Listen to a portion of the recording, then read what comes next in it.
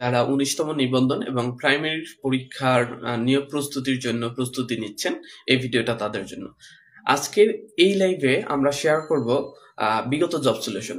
আপনি যদি job seeker হন, আপনার জন্য প্রথম যে টাস্ক সেটা হলো বিগত বিসিএস, বিগত প্রাইমারি এবং বিগত নিবন্ধন, এই তিনটা টপিকের, এই তিনটা ধারার যদি আপনি বিগত সালের সব প্রশ্নগুলো সলিউশন করতে পারেন, আশা করি আপনার যে কোনো পরীক্ষায়, বিশেষ করে নিবন্ধন এবং প্রাইমারি পরীক্ষায় আপনার মিনিমাম 70 থেকে 80% কমন থাকার কথা।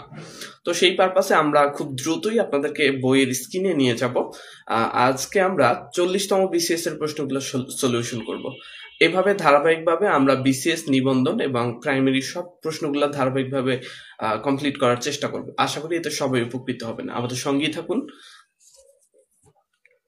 এখানে প্রথম যে প্রশ্নটা দেখতে পাচ্ছি সেটি হচ্ছে, বাক্যের ক্রিয়ার সাথে অনন্য পদের যে সম্পর্ক তাকে কি বলে? তাকে কারক বলা হয়। বাক্যের ক্রিয়াপদের সাথে অনন্য পদের যে সম্পর্ক তাকে কি বলা হয়? তাকে কারক বলা হয়।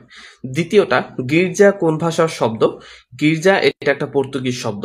তথ্যটা আপনাকে অবশ্যই মনে রাখতে হবে। আরো কিছু পর্তুগিজ ভাষার শব্দ আছে, সবচেয়ে মোস্ট কমন কিছু পর্তুগিজ ভাষার শব্দ যেগুলো পরীক্ষায় বেশি আসে, সেগুলো হলো আনারস, আলপিন, আলমারি, গুদাম, চাবি, পাউরুটি, পাদ্রি, বালতি। তথ্যগুলো মনে রাখবেন।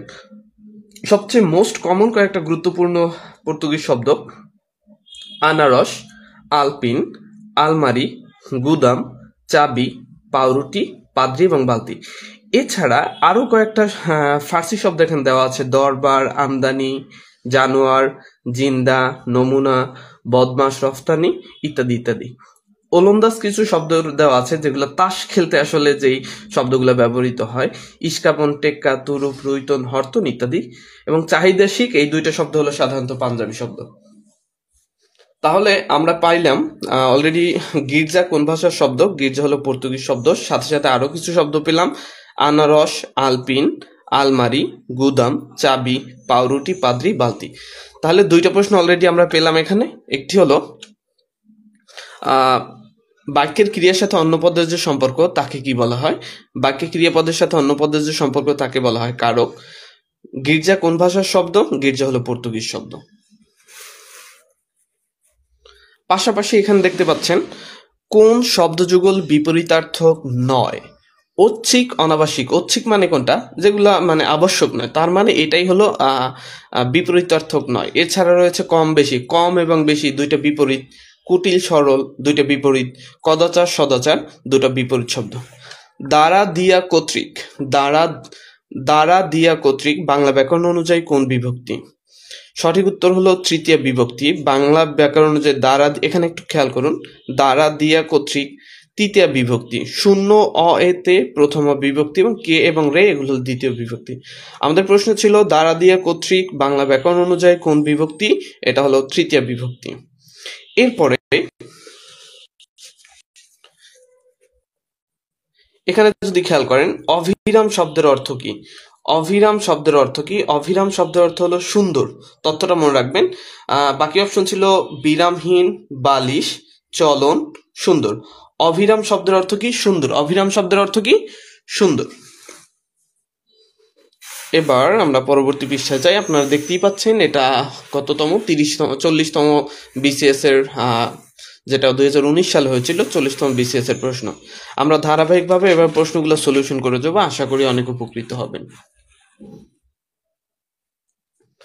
পরবর্তী যে প্রশ্নটা এখানে রয়েছে, শরতের শিশির বাগধারার অর্থ কি?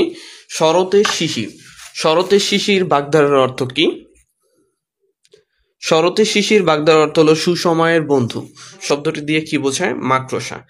তথ্যগুলো মনে রাখতে হবে। আপনারা যারা সাধারণত, বিশেষ করে যারা বিসিএস সহ প্রাইমারি নিবন্ধনকে যারা ফার্স্ট প্রায়োরিটিতে রেখেছেন, যারা প্রাইমারি, আপকামিং প্রাইমারি এবং 19তম নিবন্ধনকে যারা ফার্স্ট প্রায়োরিটিতে নিয়েছেন, তাদের জন্য এই ক্লাসগুলো আশা করি খুবই গুরুত্বপূর্ণ। তারা যেই কাজটা সর্বপ্রথম করবেন সেটা হলো বিসিএস এর যত প্রশ্ন রয়েছে বিগত সালের সবগুলো ক্লিয়ার করে ফেলবেন। বিসিএস এর যে টপিকগুলো আছে, সাধারণ জ্ঞান, বাংলা, ইংরেজি আর হলো জিকে, এই চারটা টপিকের, এই চারটা বিষয়ের সব এইগুলা প্রশ্নগুলো ব্যাখ্যা সহ ক্লিয়ার করে ফেলবেন। এরপরে প্রাইমারি বিগত সালটা ক্লিয়ার করে ফেলবেন এবং নিবন্ধনের বিগত সালটা ক্লিয়ার করে ফেলবেন। যদি এইটুকু করতে পারেন, আশা করি আপনার জন্য প্রাইমারি এবং নিবন্ধনটা কোয়ালিফাই করা খুবই সহজ হয়ে যাবে। আর আমাদের এখানে এভাবে ধারাবাহিকভাবে এই যে জব সলিউশনের যে ব্যাপারগুলো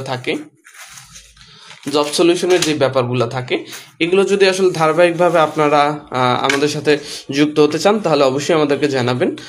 থ্যাংক ইউ সো মাচ। আজকের এই ক্লাস